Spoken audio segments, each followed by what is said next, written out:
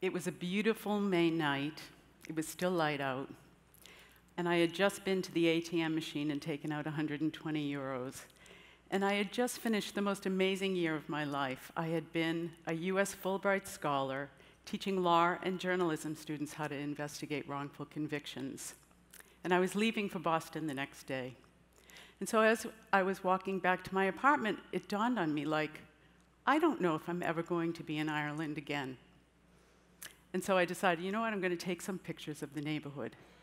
And I went over to this bridge that overlooked the college where I taught, and I was leaning on the railing, snapping pictures with my iPhone, when all of a sudden, a man came up on a bike behind me and tried to grab my iPhone. And like, I really wasn't expecting this, and I just kind of reacted, and I said, "Get the fuck out of here." And so we started tussling back and forth, and he was tugging on my phone, and I was tugging back, and I actually hung on to it. And I thought, great, that's the end of it. But it wasn't. Because in that struggle, the handle of my bag got caught on the handlebars of his bike. And I could tell that he could see that if he got away, he was going to get my bag. And in that bag was not only the 120 euros, but my Irish IDs, my credit cards, and my passport. And the reason I was leaving for Boston the next day is I was on my way to see my son get his doctorate in physical therapy. And I wasn't going to make it. So I'm a mom. I just went a little crazy. And we started, like, battling. I mean, it was like hand-to-hand combat. He ended up on the ground. I ended up on the ground. My pants got ripped. My knees got ripped. I almost pulled his pants off. And then I said, "Give me my bag." And he took off. He left my bag. He also left his bike. And so on that beautiful May night, I became a crime victim. And I also became a witness. Now, crime can happen in any jurisdiction anywhere in the world, and it does. And wrongful convictions can happen in any jurisdiction and anywhere in the world, and it does. So for the next 3 hours of that night, I was treated like many crime victims. The police came, they asked me questions, I told them what happened, they took notes.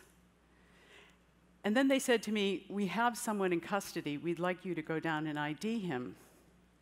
And that's when the panic set in. Because I know from my work, the Innocence Project says 3 out of 4 cases of wrongful convictions are actually due to eyewitness misidentification. It's the most common cause of wrongful convictions. And what they were asking me to do, it's called a show-up. It happens right after a crime, usually, when a victim or a witness is taken down and asked to ID someone. Maybe they're sitting in the back of a cruise car. Now, you might think, well, isn't that better? I mean, the crime just happened, you're just focused on one person. But that's not really the way memory works. The psychologist Elizabeth Loftus has actually devoted her research to showing that memory, it's not like a video recorder like many of us think, where we see something, it's recorded, and we can recall it later accurately. What she says is that memory is actually highly fallible and highly malleable. And especially in a crime, when it often happens in the dark, it happens quickly, the person's under stress who's being, attacked. And if there's a weapon involved, that person's focus might be on the weapon, likely on the weapon, and not on identifying features of that person.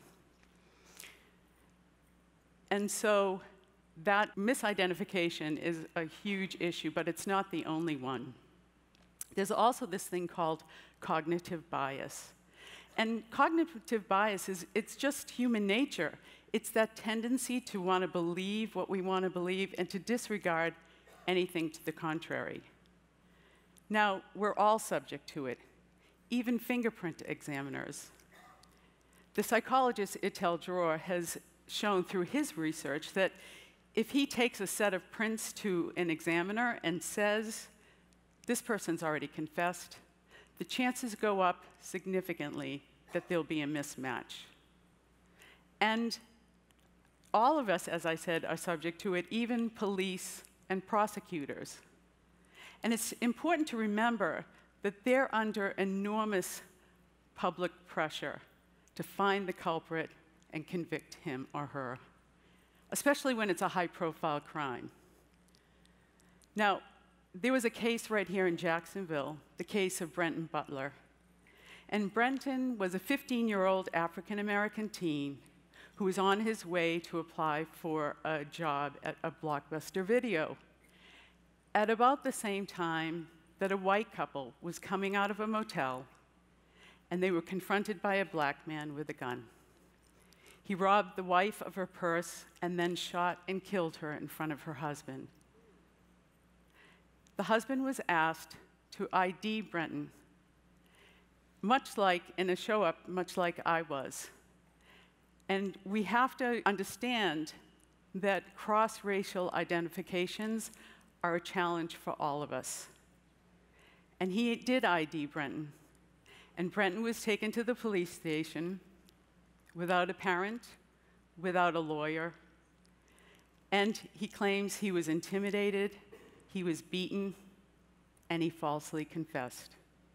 Now, fortunately for Brenton, he had two very capable and very aggressive public defenders. And they did a wonderful job in proving he was innocent because the jury was out less than an hour before they came back and acquitted him. So, if we have been having blind faith in blind justice, and it's really been failing us far, far too often, what can we do? Well, I'd like to suggest that we can all become witnesses. Any one of us can vote. Any one of us can be on a jury. Any one of us could be the victim of a crime. Any one of us could be wrongfully convicted. It's important that we all ask questions, that we don't take anything at face value, that we don't believe everything we hear, and especially everything we see. So as for me, on that May night, I was taken down and I saw a man leaning against a fence with the cop on either side. And I looked at him and I thought, well, I do remember he had short blonde hair, but was he that short? I don't know. We were wrestling. I know he had on a tracksuit because I nearly pulled it off of him, but with the stripes on it, white or green, I haven't a clue.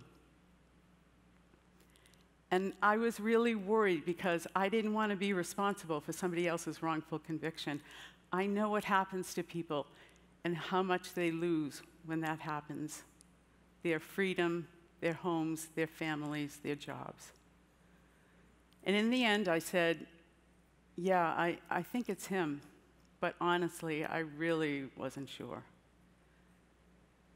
So 3 hours, exactly 3 hours after I was mugged, I got a call from the police and they said, we just want you to know he's confessed. I was so relieved. And then they said, he wanted us to call you and tell you he was sorry. And I said, well, would you please tell him thank you? But would you also tell him at some point I'd like to sit down and talk with him? And the cops started laughing and I said, I'm not joking. I used to work with juvenile offenders, and I just really want a chance to sit down and talk with him. And I got that chance. Exactly 1 year and 1 day after I met my mugger on that bridge in Dublin, I got to meet him again. Only this time it was the day of his sentencing, and he was in the foyer outside of the courtroom. And a cop came and said, if you still want to meet him, he's waiting for you. And so I went into the foyer, and our eyes met, And I looked at him, and for the first time, I noticed he had what's called a Chelsea smile. He had been cut from ear to mouth. And I thought, how on earth could I have missed that? And then he looked at me and he said, I'm so, so sorry. He said, the drugs took 10 years of my life, but I've been clean and sober now for 8 months, and I'm just so sorry. And I said, thank you. That really means so much to me. And look, I understand that things happen in people's lives and their lives go off the rails, but I said I'm a journalist, and if you'd like, I'd like to sit down and hear your story and write about it, and maybe somebody will give you a break. And he said he'd like that. And then he held out his arms, and I hugged my mugger. Thank you.